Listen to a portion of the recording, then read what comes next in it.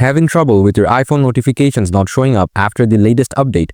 It can be really annoying, especially if you're missing important alerts. But don't worry, this guide will show you the best ways to fix the issue. Let's dive in. Before you start, make sure to turn off Do Not Disturb mode, turn off Low Power mode. Solution 1.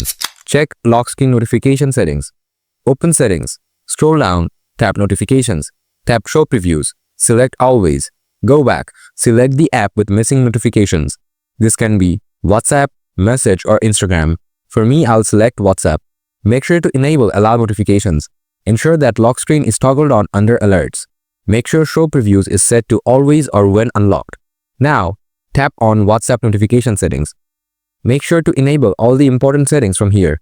Exit Settings and check if the lock screen notifications are now appearing. Solution 2. Enable Background App Refresh.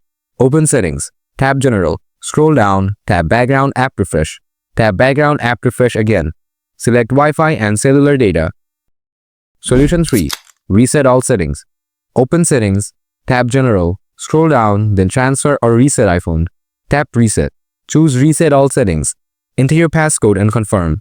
If these steps helped you fix the notification issue on your iPhone, be sure to like, subscribe, and stay tuned for more helpful iPhone tips and troubleshooting guides. Thanks for watching, and I'll see you in the next video.